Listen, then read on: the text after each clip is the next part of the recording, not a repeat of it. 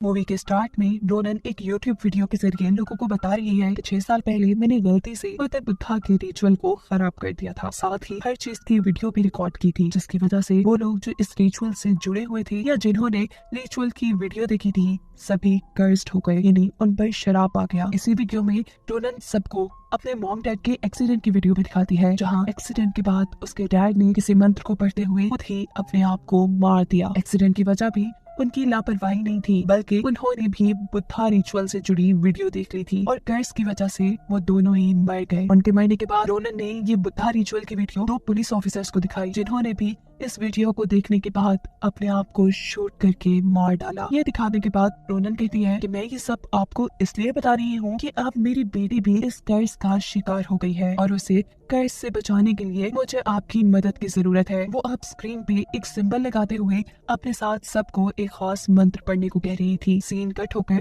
अब हमें कुछ हफ्तों पहले का सीन दिखाया जाता है, जब रोनन अपनी बेटी टोटो को लेने के लिए एक फॉस्टर होम में गई थी। असल में टोटो जब पैदा हुई तो रोनन की दिमागी हालत कुछ ठीक नहीं थी। इसी वजह से डॉक्टर्स ने उसकी बेटी की कस्टडी उसे नहीं दी। रोनन का एक बड़ी साइकियाट्रिस्ट ने इलाज किया था, जहाँ रोनन ने उन्हें बताया कि मेरी ये अजीब हालत तब से ऐसी है जब मैंने बुद्धा के टेम्पल में एक ऐसी टनल को खोलने की गलती की थी जिसके अंदर किसी का भी जाना मना था। उसने वहाँ एक वीडियो भी बना ली थी जिसे जो भी देखता है कर्स्ड हो जाता है। डॉक्टर पूछती है कि अगर जो तुम कह रही हो वो सच है तो सबसे पहले तुम्हें और तुम्हारी बेटी को मरना चाहिए था, जो उस वक्त पैदा भी नहीं हुई थी। और मैं उस वीडियो को देख चुकी हूँ जिसे तुम शराब भी कह रही हो। मुझे तो अभी तक कुछ नहीं हुआ। मुझे लगता है कि तुमने उस सारे इवेंट को अपने दिमाग पर हावी कर लिया है। जिसके जवाब में रोनन ये कहकर बात खत्म की थी है कि मैं बस इतना जानती हूँ कि जिसको इस शराब की नीडर्स का जितना नॉलेज होता है वो उतनी ही जल्दी मर जाता है। रोनन ने डॉक्टर को ये नहीं बताया था कि आखिर वो इस शराब से कैसे बची है। अब प्रेजेंट में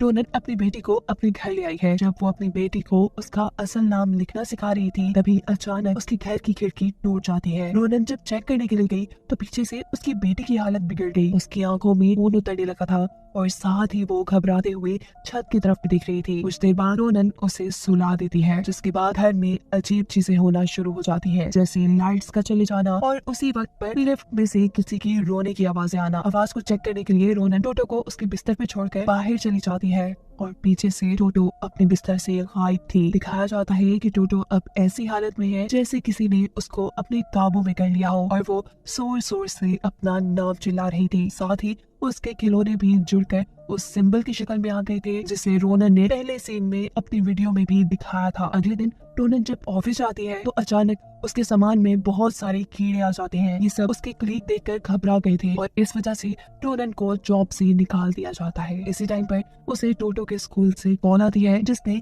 एक बच्चे को काट कर उसके पाँव में जख्म कर दिया था। स्कूल वालों से माफी मांगते हुए रोनन टोटो को घर ले आती है और नोटिस करती है कि टोटो छत पर किसी चीज को देख देख कर डर रही है। वो टोटो को रिलैक्स करने के लिए ऐसा ड्रामा करती है कि जैसे उसने उस मॉन्स्टर को मार दिया है जो टोटो को डराता था। पर इस टाइम सच में हमें रोनन के घर किसी साय को दिखाया जाता है। कुछ दिन गुजरने के बाद टोटो की टीचर भी रोनन से शिकायत करते हैं कि उसका स्कूल में बिल्कुल ध्यान नहीं है, वो बस छत की तरफ देखती रहती है। ये जानने के लिए कि उसकी बेटी को अकेले में क्या नजर आता है, रोनन ने उसके टॉयज में कैमरा फिट कर दिए थे, जिनके अंदर रिकॉर्ड हुआ था एक भूतिया हाथ जो टोटो की तरफ बढ़ रहा था और इसी को देख देख कर वो हमेशा डरा करती थी। अगले दिन हम देखते हैं कि टोटो को छत से कोई आवाज आ रही है जो उसे अपनी तरफ बुला रही थी। इस आवाज ने टोटो को जैसे अपने काबू में कर लिया था, क्योंकि अब वो आवाज की गई सब बातें मानने लगी थी। जहाँ आवाज जब उसे छत से नीचे जंप करने को कहती है तो टोटो ने बिना सोचे समझे ये भी कर दिया। लेकिन हैरानकुन तौर पर अगले ही पल वो सही सलामत वापस खड़ी थी। बस फर्क इतना था कि अब उसके हाथ में एक चाकू भी था।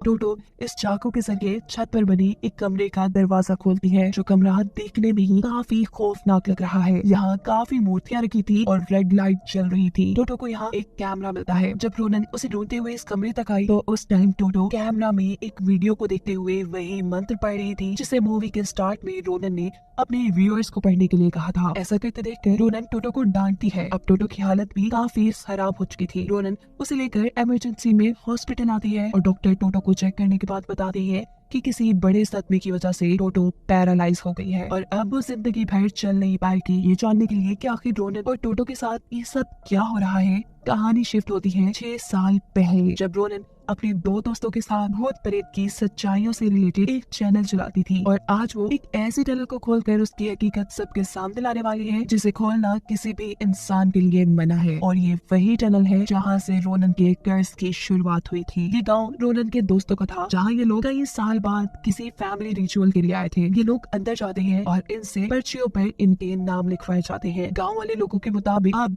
इन तीनों के नाम मदर बुद्धा को गिफ्ट कर दिए गए थे और बुद्धा को ये सब पसंद आया था। ये बताया था यहाँ बैठी एक छोटी लड़की ने जिसे इन लोगों के मुताबिक मदर बुद्धा ने अपने मैसेजेस इन तक पहुँचाने के लिए चुना है। यहाँ मौजूद बूढ़ी औरत रोनन से कहती है कि अब क्योंकि तुम अपना नाम बुद्धा को दे चुकी हो तो इसलिए तुम इस नाम को असल दुनिया में यूज नहीं करोगी। साथ में ये भी कि तुम्हारी जो बेटी पैदा होगी तुम्हें उसे भी मदर बुद्धा के लिए सैक्रिफाइस करना पड़ेगा। इन सारी बातों से रोनन काफी घबरा जाती है और टॉम उसे समझाता है कि इन लोगों की बातों पर ध्यान न दो, हम बस अपना मिशन पूरा करते ही यहाँ से निकल जाएंगे। इन्हें यहाँ एक टनल की वीडियो बनानी थी। ये एक टेम्पल के करीब जाकर देखते हैं कि गाँव के कुछ लोग रिचुअल परफॉर्म कर रहे थे। यहाँ मदर बुद्धा की सिलेक्ट की हुई लड़की भी है और ये लोग वही मंत्र पढ़ रहे हैं जो मूवी में बार बार हमने सुना है। रोनन के साथ ही ये सब चुपके से रिकॉर्ड करने में लग जाते हैं और बुद्धा की लड़की इनको देख लेती है। ये पकड़े जा चुके हैं। ये लड़की इसकी सजा में रोनन को लेकर एक अजीब से रूम में आती है जहाँ मदर बुद्धा की एक तस्वीर लगी थी जिसमें उनके एक हाथ में किसी का कटा सर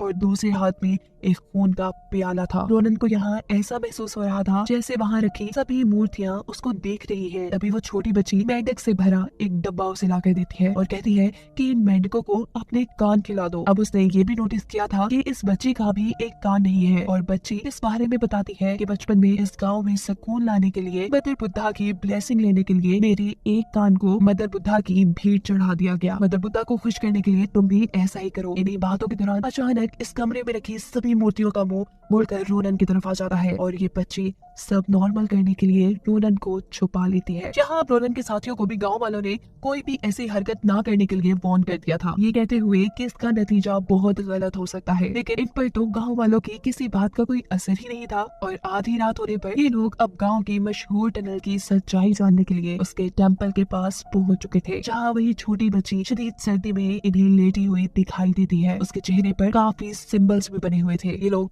अब फाइनली टनल का दरवाजा तोड़ चुके थे। जो कहते ही उन्हें बेशुमार बच्चों के रोने की आवाजें सुनाई देने लगती है और अब तो रोनन की तबीयत भी खराब होना शुरू हो गई है। इसलिए रोनन को छोड़कर उसके दोनों साथी टनल के अंदर जाते हैं और कुछ ही देर बाद उनकी जोरदार चीख रोनन को सुनाई पड़ती है। अचानक रोनन का एक साथी ये चिल्लाते हुए बाहर आ जाता है कि हमें यहाँ नहीं जाना चाहिए था, टनल को नहीं खोलना चाहिए था। रोनन का हस्बैंड टॉम अभी भी टनल के अंदर ही था जिसे चेक करने के लिए रोनन वो टनल में जाती है पर अब बहुत देर हो चुकी थी, वो मर चुका था।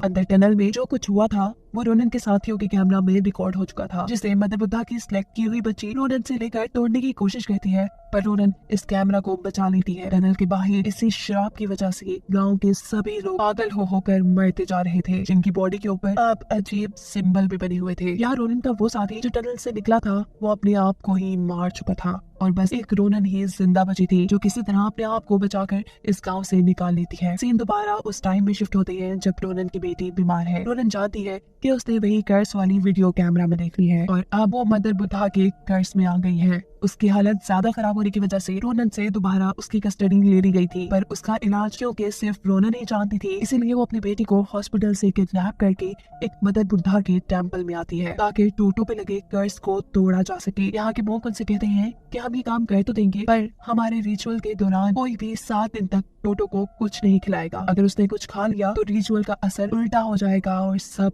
खत्म हो जाएगा। इस टाइम तो रोनन मान जाती है लेकिन 3 दिन गुजरने के बाद जब टोटो की हालत काफी खराब हो गई थी, उसकी बॉडी पर होल्स हो रहे थे ऐसे जैसे उसकी बॉडी सड़ रही हो। जब भूख के मारे वो चिल्लाने लगती है तो रोनन को तरस आ जाता है और वो उसे पाइनएप्पल खिला देती है। उसके ऐसा करने पर टोटो की हालत और भी ज्यादा बिगड़ जाती है, जिससे लेकर वो फौरन टेम्पल में आती है तो मोंग की असिस्टेंट उसे कहती है कि तुमने जो किया बहुत गलत किया, तुम्हें उसे कुछ नहीं खिलाना चाहिए था। अब भुगतो जो हो रहा है। दिखाया जाता है कि मोंग की मौत हो चुकी है और कुछ ही देर में असिस्टेंट की बॉडी भी सड़कर वो भी मर जाती है। अपनी बेटी को रोनन हॉस्पिटल ले जाती है जहाँ उसे मालूम हुआ है कि टोटो अब कोमा में जा चुकी है। टोटो के फोस्टर होम वाले डैड टोटो से काफी प्यार करते थे। रोनन उनको टोटो पे आए सारे कर्ज की कहानी बता चुकी थी और वो अब इस सब का हल निकालने के लिए कैमरा में मौजूद वीडियोस देखने के बाद वो कुछ सर्च करके रोनन को बताती है कि बुद्धिज्म में जो प्रे करने के लिए साइन बनाया जाता है उसका मतलब है कलेक्ट करना, दुआएं यानी ब्लेसिंग्स इकट्ठी करना, और उसका ही उल्टा साइन ये लोग वीडियो वाले रिचुअल में भी बना रहे थे, जिसका मतलब है कर्ज यानी शराब को फैलाना। और जो गांव वालों के मुंह पर मरते वक्त सिंबल्स थे वो भी एक राइटिंग है जिसे ट्रांसलेट यूनान के एक मोंक ही कर सकते हैं। दिखाया जाता है कि जैसे जैसे ये लड़का कर्ज का पता चला रहा था उसकी तबीयत बिगड़ती जा रही थी, पर उसने हार नहीं मानी थी और वो यूनान के मोंक के पास पहुंच चुका था। कर्ज के बारे में सभी कुछ जानने के बाद जब वो ये बताने के लिए रोनन को कॉल करता है तो उस वक्त उसे छत पर कोई अजीब चीज दिखाई देती है। वो खुद को संभाल नहीं पाता, वो इतना पागल हो जाता है कि अपना सर टेबल से मार मार कर अपने आप को जान से खत्म कर देता है। यानी रोनन ने डॉक्टर को सही बताया था, जो जितना इस कर्ज के बारे में जानेगा वो उतना ही जल्दी मर जाएगा। नेक्स्ट सीन में एक अजीब काम ये हुआ है कि काफी सालों बाद हॉस्पिटल के बाहर उस बच्ची को देखा गया है जिसे मदर बुद्धा ने सिलेक्ट किया था। ये बच्ची उसी हॉस्पिटल के बाहर थी जिसके अंदर टोटो एडमिट थे। उसके मुंह पे बहुत से सिंबल भी बने हुए थे जिसकी खबर को न्यूज पे भी चलाया जाता है। सीन यहाँ से कट होता है और अब हमें मूवी के स्टार्टिंग सीन को दिखाया जाता है जहाँ अपने यूट्यूब चैनल के जरिए रोनन लोगों से बात कर रही है और अपनी बेटी को ठीक करने के लिए वो सबकी मदद मांग रही है, ये कहते हुए कि मेरा बोला हुआ मंत्र आप लोग भी पढ़ें। जिसके बाद वो अपने व्यूअर्स को दिखाने के लिए एक वीडियो चला देती है। ये वही वीडियो है जो रोनन के साथियों ने टनल के अंदर रिकॉर्ड की थी। अब फाइनली हमें ये देखने को मिल रहा है कि उस टनल में आखिर है क्या। इस टनल में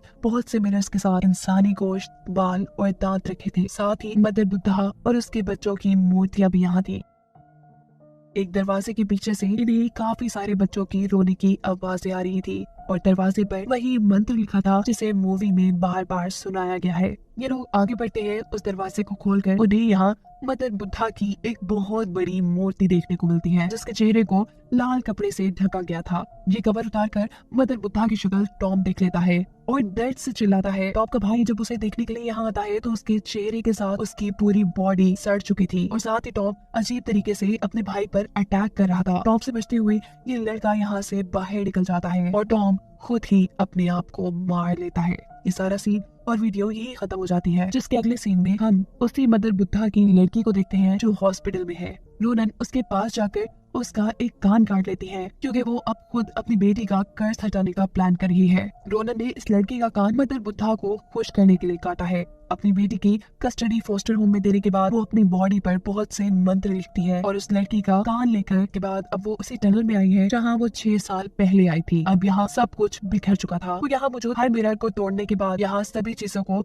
सही तरीके से लगाने लगती है। दिखाया जाता है कि इस दौरान वो अपने चैनल पर लाइव थी। इस टनल में काम करने की वजह से उसकी बॉडी सड़ने लग गई थी और वो अब लोगों से यानी अपने व्यूअर्स से कहती है वो मंत्र पढ़े और वो सिंबल याद करें जो मैंने आपको दिखाया था। जिसके बाद वो अपने व्यूअर्स के लिए यहाँ यूनानी मोंक की एक वीडियो चला देती है। वीडियो में मोंक बता रहे हैं कि वो मंत्र जो ये लोग पढ़ रहे हैं वो ब्लेसिंग यानी दुआ नहीं है बल्कि एक श्राप है। मदर बुद्धा के मजहब में माना जाता है कि शराब को जितना ज्यादा पिलाया जाएगा उसका असर शराबी इंसान पर से कम होता रहेगा और जो भी वो शराबी मंत्र पढ़ रहा है वो ये कह रहा है कि अब से मेरा नाम मदर बुद्धा का हो गया है और साथ ही ये भी कि कर्ज को आगे बढ़ाने की जिम्मेदारी मैं ले रहा हूँ ताकि ये कर्ज उस इंसान को नुकसान ना पहुँचाए। और जो सिंबल रोनन बार बार मूवी में दिखा रही थी वो इसी कर्ज को बड़े पैमाने पर फैलाने के लिए है। मदर बुद्धा का चेहरा इस कर्ज को बहुत जल्दी फैलाता है, इसीलिए उस चेहरे को ढांप कर रखा जाता है। मोंक ने ये सारी बातें रोनन को उस वक्त बताई थी जब वो प्रेग्नेंट थी, यानी उसे सब पहले से ही पता था। वो सभी लोगों को वीडियो के जरिए मंत्र पढ़ने का इसलिए कह रही थी ताकि उसकी बेटी के ऊपर से कर्ज खत्म होकर बाकी लोगों में ट्रांसफर हो जाए। यहाँ तक कि 6 साल पहले उसने अपने ऊपर से भी कर्ज खत्म करने के लिए बहुत से लोगों के साथ अपने माँ बाप की भी जान ले ली थी उन्हें कर्ज वाली वीडियो दिखाकर। आखिर में मोंक वाली वीडियो चलाने का मकसद रोनन का ये था कि सभी लोग अब अपने ऊपर आने वाले इस कर्ज को जान ले और इससे बचने की तैयारी कर ली। मोंक वाली वीडियो खत्म होने के फौरन बाद रोनन अपनी आंखों पर पट्टी बांधकर मदर बुद्धा की मूर्ति का ढका चेहरा खोलकर उसके सामने कैमरा कर देती है ताकि श्राप जल्दी फैले और उसकी बेटी ठीक हो जाए। मदर बुद्धा की शक्ल सच में बहुत ही ज्यादा खौफनाक थी। वहाँ मुंह की जगह एक टनल थी, गोश्त से बनी एक टनल, जिसके अंदर बहुत सारे सुराख थे, ऐसे जैसे गोश्त सड़ रहा हो और उसमें कीड़े पड़ जाए। रोनन के इस मदर बुद्धा के चेहरे को खोलने की वजह से उसकी भी मौत हो गई थी, पर उसकी ये सारी मेहनत बेकार नहीं गई, क्योंकि कहानी के आखिरी सीन में हमें दिखाया जाता है कि उसकी बेटी बिल्कुल ठीक हो चुकी थी। कर्ज आगे लोगों पर ट्रांसफर हो गया था और उसकी बेटी पर से कर्ज का असर खत्म हो गया था, जिसे दिखाते हुए ये कहानी यहाँ खत्म हो जाती है।